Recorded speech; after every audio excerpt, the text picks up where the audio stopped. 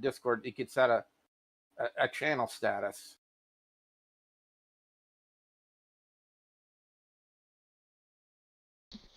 All right, welcome everyone to another edition of Hardcore Wrestling Rants. I forgive me for the hard start, but I am joined by our good friend, the Wrestle Gamer Billy Baudreau from over in Discord, and of course we have the incomparable Lance Moss from Lance Moss TV.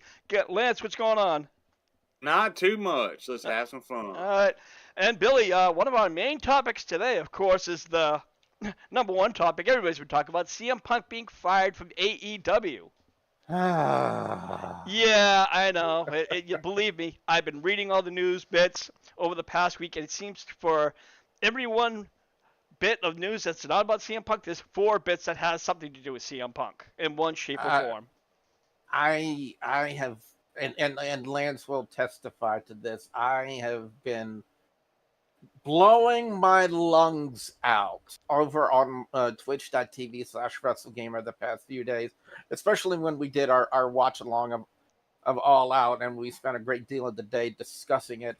Is the whole CM Punk situation, and then there's rumor upon rumor that he's going back to WWE, that Endeavor is the one that's pursuing them.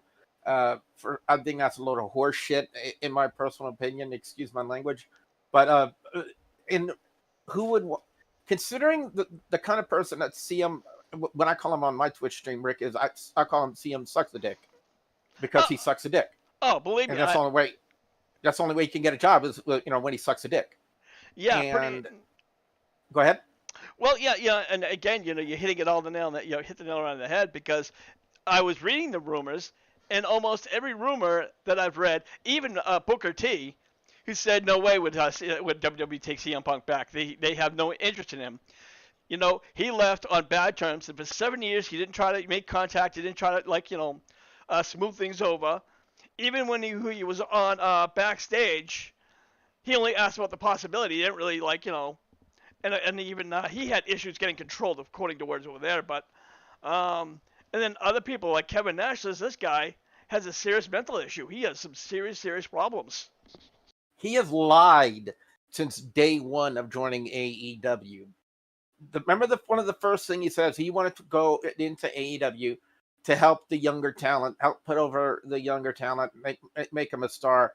That dude has lied since day one. And the only person, and I dare anybody to disagree with this, the only person that CM Sucks a Dick cared about in AEW is CM Sucks a Dick. No. That is the only person. One other person, Ace Steel, and his dog Larry. Well, don't bring Larry in. He's an innocent puppy. Okay, well, fair enough. But now everybody's saying the reason why this all happened was because the whole shoving issue between him and Jack Perry.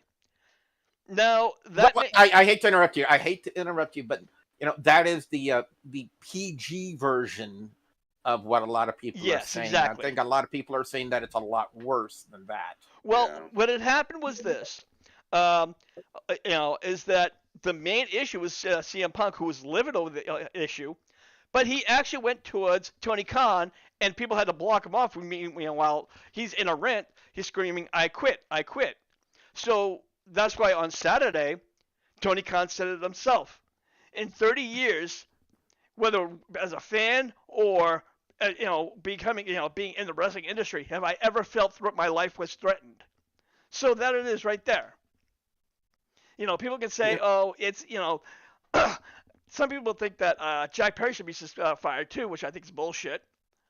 And this is just another. It was this last straw that and that Tony Khan, who gave this guy miles and miles of extra, where most other promotions would be like, get the fuck out of here. Miro was also calling Punk out on his bullshit with this side of the story, saying that some of the things that Punk said happened didn't happen, and that Miro witnessed it with his own eyes. I mean, first off, if a guy that serves a Miro says, you know what, you're a liar, you say, yes, sir, I apologize for lying, because you definitely want to keep your bones intact.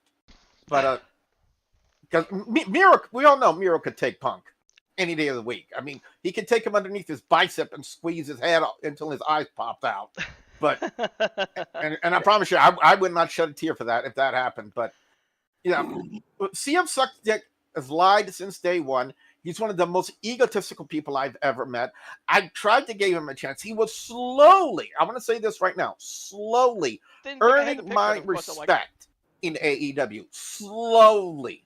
And then the whole shit with him and the Elite happened. And then which completely got thrown out the window. And then when they brought him back for Collision, I'm like, I'm not going to give this guy anything.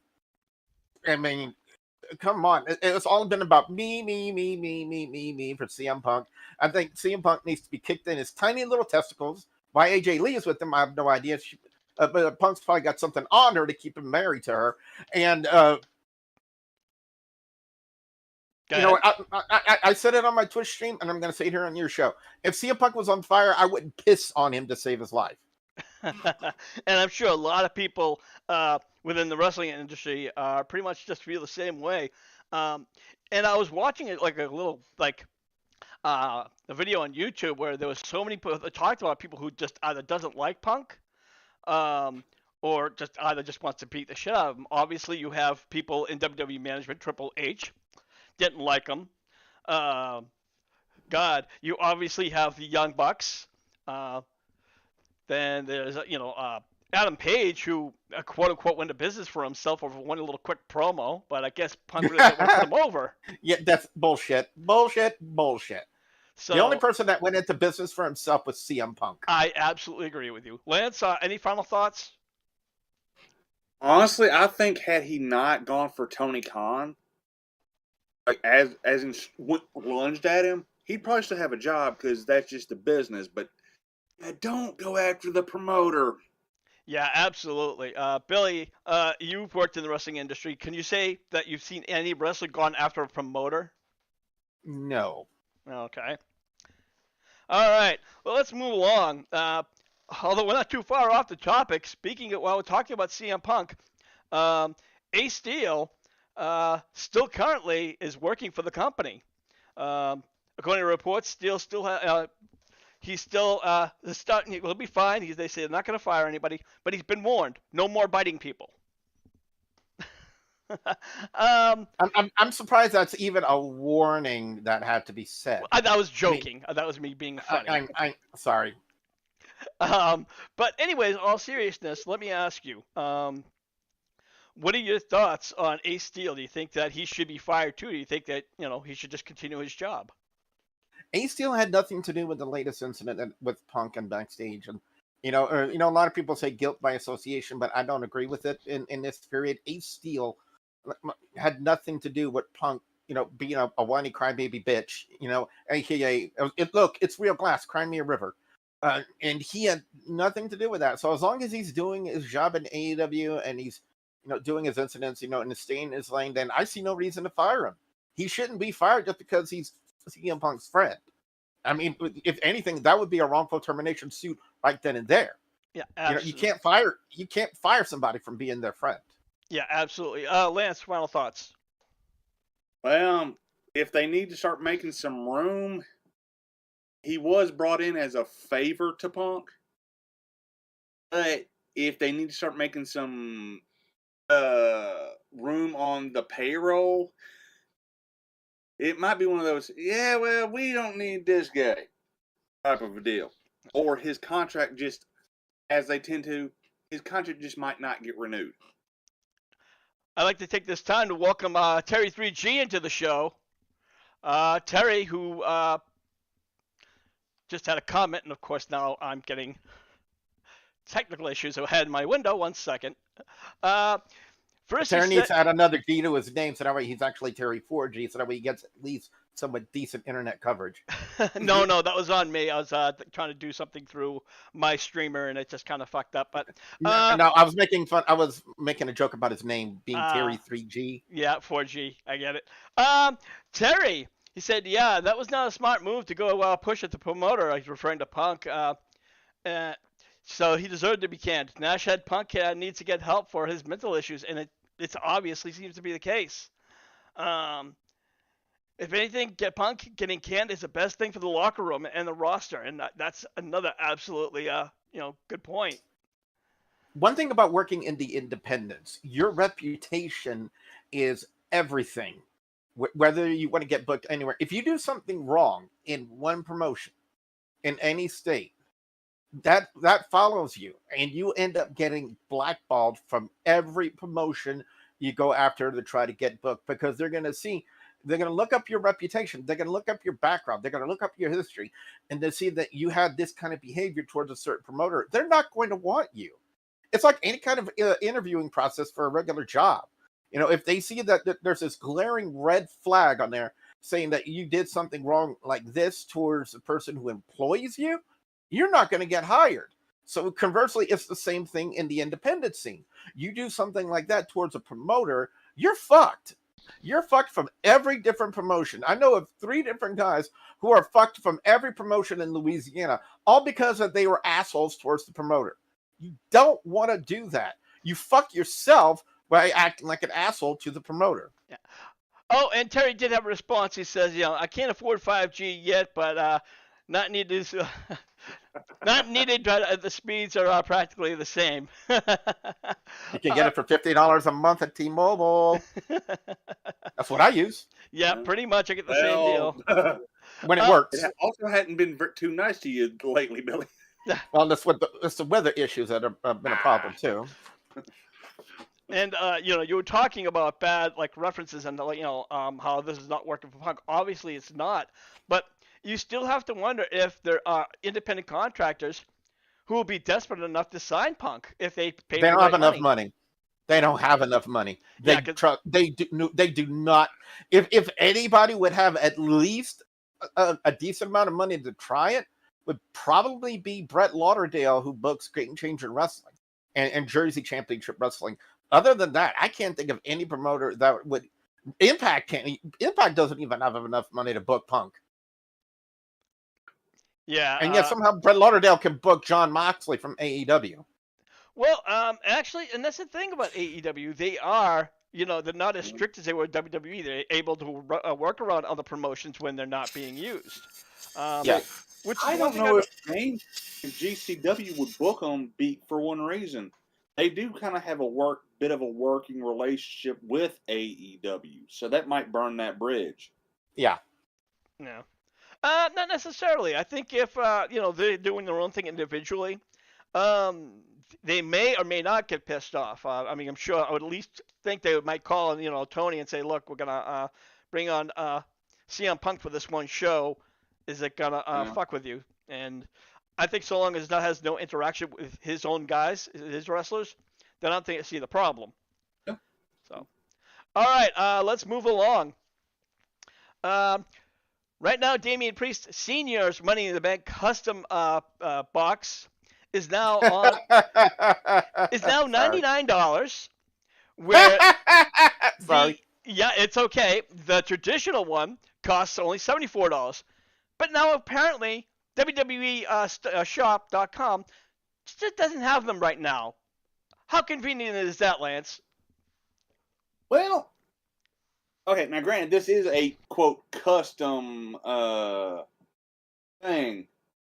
It's not the craziest thing we've seen on the damn shop. God rest his soul. The Fiend belt was what? 1,000? Yeah, something like that. No, $6,000. $6,000, Jesus fucking Christ. Yeah, So made by Tom Savini. So $100 for a custom Money in the Bank briefcase? Not that bad. I don't know. That's only if you like the Money in the Bank briefcase. I mean, Billy, and I know you're huge on buying memorabilia, but yes, a purple. I can tell when you were laughing. Obviously, you have no desire to purchase, the Senior Money in the Bank. Absolutely not. Absolutely not. Now I'm in no way, in any shape or form, shitting on Damian Priest or his character or his in-ring ability or anything like that. I just think the gimmick is kind of stupid, and that's all I have to say about that. That's why I'm not going to be buying it. Plus, in my tiny little ass place, I wouldn't have any place for it either. All right. I live in a 100 square foot trailer. I don't have that Yeah. much room. Fair enough. Fair enough. There's been a lot of rumors regarding Edge. Um, there were a lot of scatter reports saying that Edge had a contract dispute with the WWE because they wouldn't give him this new re-sign him. And others are saying, oh, so now he's going to go ahead to AEW. Well, Edge earlier last week decided to sit down and clear the air himself. And this is pretty much what he's had to say. Excuse me. Um, he said he did not make any demands for a long contract and has not turned WWE has not turned anything else down. Edge continued on by saying that he's trying to figure out what he wants to do next. He's not sure if he's going to return to wrestling or retire. And he says he talked more about retiring. He says it's kind of a hard pill to swallow this time because the last time he retired, he was forced to. This time it's, I'm getting too old. I'm getting, so it's time for him to end this. So what's your thoughts on that one, Billy? What better way to go out than on your own terms this time? I mean, he doesn't have anything left to prove. I mean, he's done it all.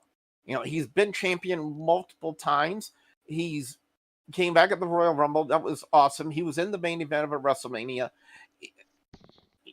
What is there left for him to prove in wrestling? What is there left for him to do in wrestling? He's really done it all. I mean, what else can you say? But he's done it all. If he wants to retire, let him retire. But this time it's going to be better for him because he's going out on his say-so, not on the medical doctors, not on anybody else, but on his terms. And if that's the way he wants to go, I salute him for it. And, whatever he wants to do after that, that's totally up to him. Yeah, I agree. Lance, I have to agree with everything that Billy said. That this time, even though he may not want to admit it, but he's at least he'll make it'll be his decision, nobody else's. Yeah, I mean, because let's face it, the last time, as y'all said, it was not his call. This time, he's going out on his terms, and that's, like I said, best way to go out. Yeah, he talked about how his last match was in Montreal, and I'm not sure which pay-per-view that was for. It was up in Canada. He said for him, he didn't need to go to WrestleMania. That was his highest moment in his career. That was SmackDown. And Sheamus. Yes, Sheamus. Thank you. I knew it was Sheamus. Thank you very much. But yeah, he said, that was his high moment, his highest moment. So, I mean, he's been to plenty of WrestleManias. He's done a lot of other high card matches. So, I have, one thing, nothing but respect for Edge. Terry 3G said, the only thing left for him to do is go to AEW. I'd like to see him one last run with Christian.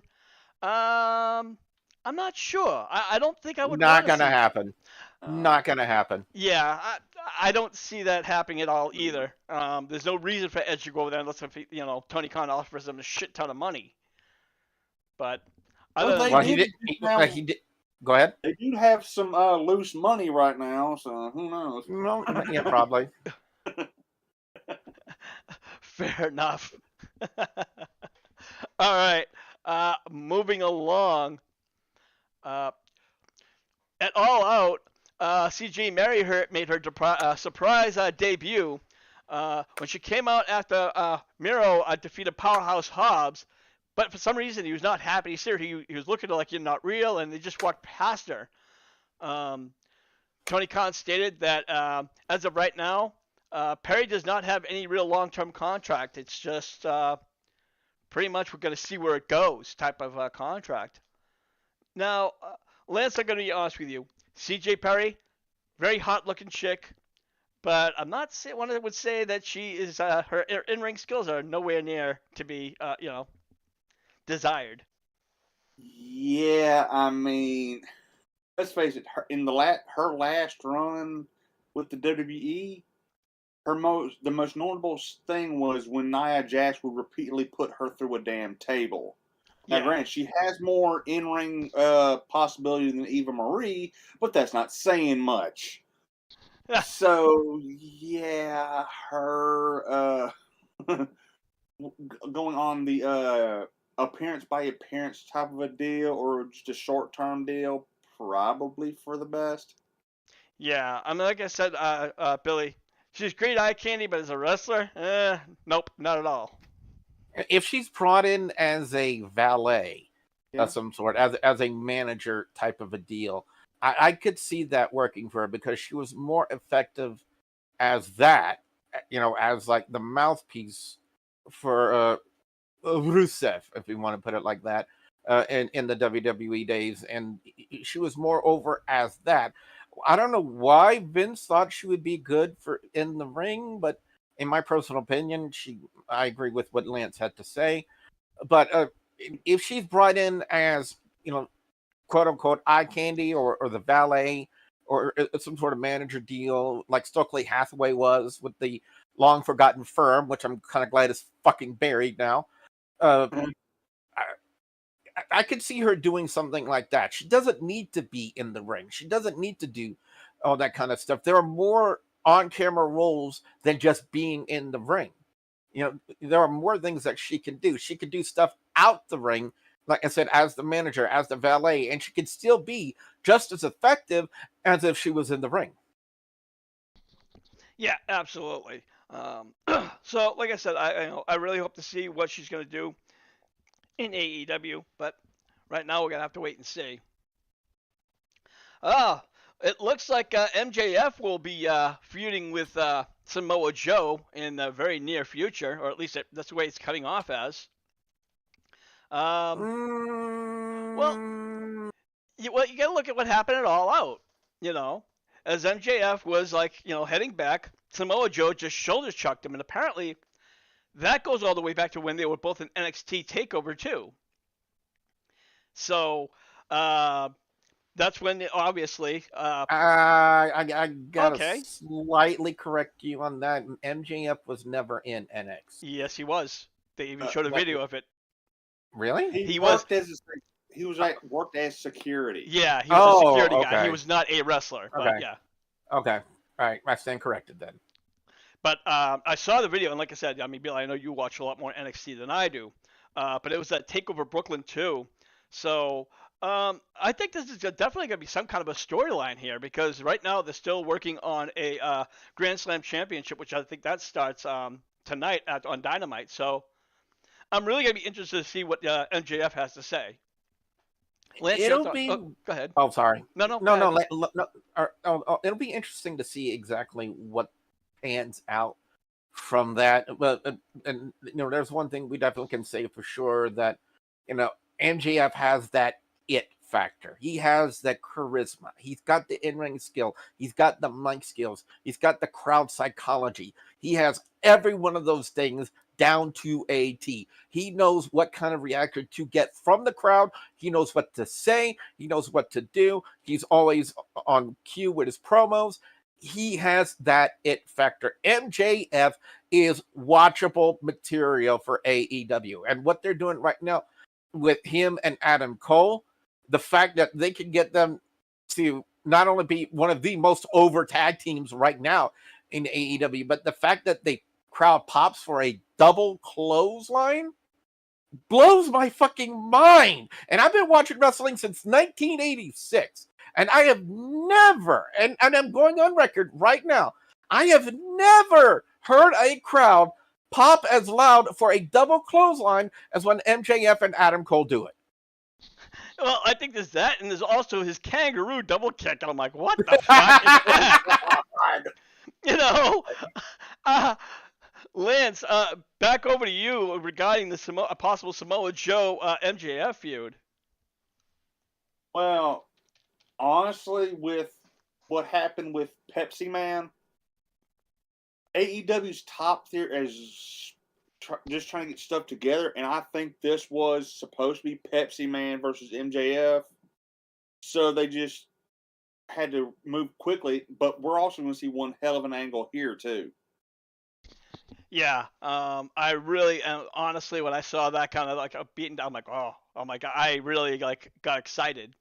Um, and when you're referring to like Pepsi Man referring to CM Punk, honestly, I never got that pipe, for their feud. They had that dog collar match. I think it was like what in 2021. I think it was Yes. Punk's first year before he became was acting like a complete douche. And that was a great match. But other than that, you know, I think right now MJF is just right now he's at the top of the tier in AEW. He, as Billy said, he has that it factor. So, um, I've said this a few times about MJF. This generation's Flair. yeah, absolutely. My girlfriend who watches it occasionally loves him. She says it reminds him of the Miz, and which Is that a good thing or a bad thing? A good thing in my opinion, because Miz has great mic skills, just like MJF does. I know a lot of people want to dispute that because he's a heel, but if you look at it from our vantage point, him being a heel, getting the crowd to hate him, that's him doing his job. The heel's job is to get the crowd to hate him. And when Miz is on the microphone and he's doing that, look what he did on Monday Night Raw this past week. Cutting the promo with an invisible John Cena in the ring. He made that work on his own. He made everyone have eyes on him. He sold the promo the way he was supposed to do it. And that's why I think I agree with the comment that MJF on the mic is just as good as The Miz.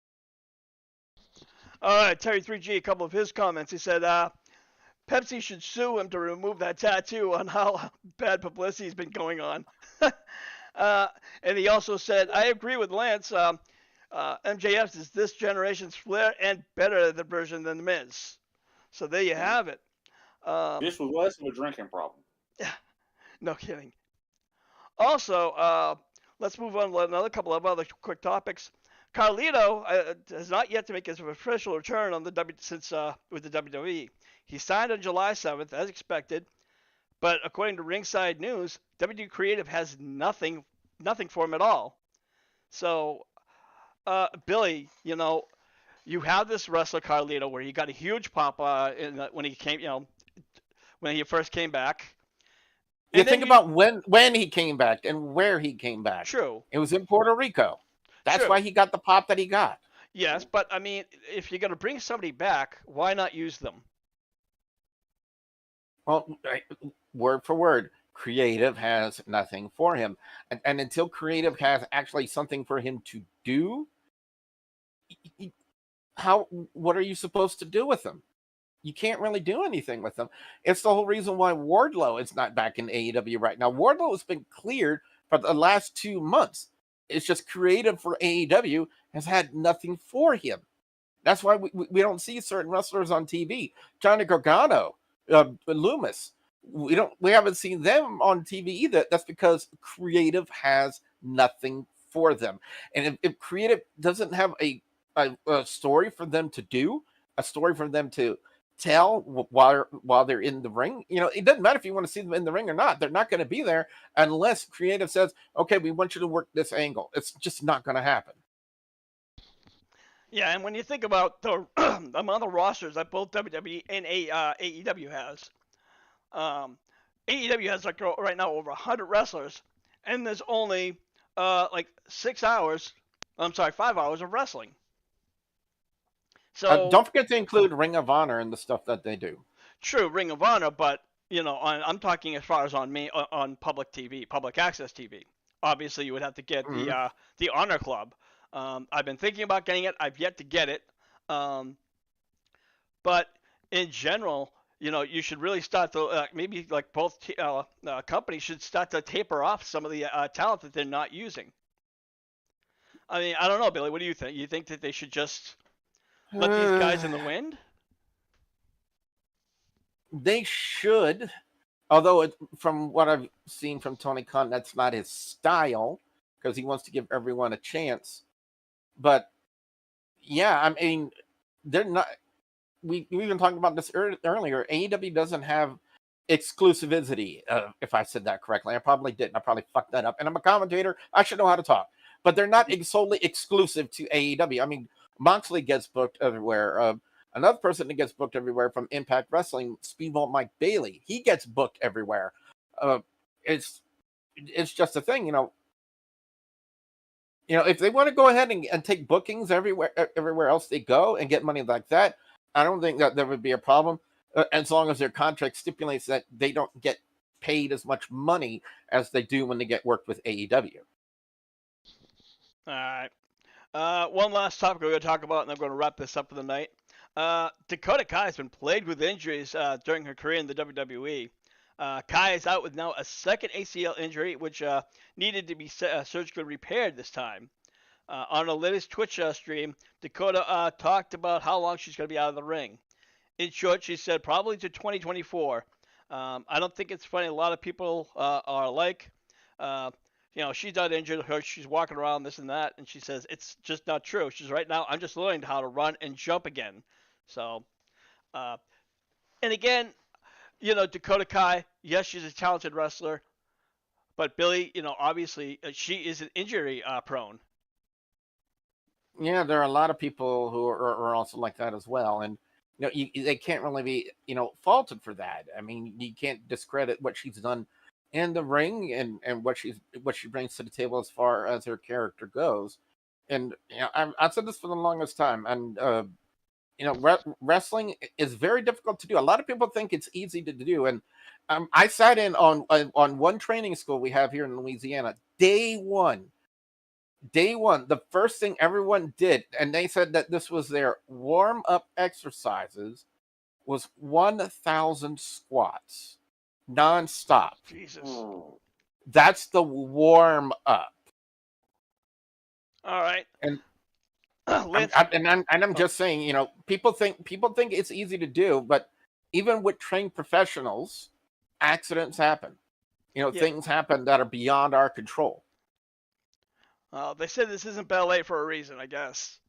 Yes. Okay, Lance, over to you. Your thoughts about Dakota Kai's injury? Well, I mean, she needs to take it as long as she needs to. That way, especially since she is on the injury-prone side, should that be held against her? No. Hell, look at a legend like Randy Orton, who's been a little bit injury-prone himself. Popping shoulders, blowing backs, but hey, hopefully he's on the road back, or he might not. That's actually kind of up in the air. But yeah, Dakota needs to take the time she needs because knee injuries are a bitch. But fun fact I've heard recently, Dakota Kai and Zelina Vega are actually starting a podcast together. No kidding. Rick, my question for you is it stated as to where and when this injury happened? Because as far as I know, ever since that she's come back in WWE, she's had no in-ring work. Actually, no. It just say the ACL instead of the latest injury. I really didn't go into details actually when, but I know she's been out for at least a couple of months. Let me just do a quick fact checking. I thought it happened the last time her and Io Sky lost the women's tag belts or somewhere around there. Yes, it actually is. It happened on May 12th on the edition of SmackDown. So you called it. Okay. So, all right, guys. Well, I want to thank all of you for listening, and of course, WrestleGamer Billy, I want to thank you, of course, for coming on the show. What do you got going on right now over for the WrestleGamer? Well, I'm over on twitch.tv/WrestleGamer, where, again, I am a wrestling commentator and likes to play video games, and for some reason, Lance likes to encourage me to play horror games. But other than that, that's Amy. Damn it, that's Amy. Don't put that shit on me. But we also do live watch-alongs for various different promotions, and not just AEW, WWE, but we also watch a lot of different promotions from all over the world. If you guys want to hang out, that's on twitch.tv/WrestleGamer. All right, Lance, and you're over at Lance Moss TV. What do you got going on over there, buddy? Well, every Tuesday night we go live on Lance Moss TV and friends. We shoot the shit for roughly an hour and a half to 2 hours, and well, yeah, it's at 7:05 Central, 8:05 Eastern. And yeah, come check us out. All right. And if you want more of Hardcore Wrestling Rants, we're here every Wednesday night at 5 p.m. Eastern. We are also on Facebook, where we have the latest news and rumors, and I try to keep up with AEW's Dynamite every Wednesday night. So come on over there That's, again, Wrestle Rants. So feel free to check us out over there. And, of course, I want to thank our number one fan, Terry3G, who always comes over and hangs out with us. So for the Hardcore crew, I am your hardcore host, Rick Hetzstein. We'll see you when we see you. Buy the shirt!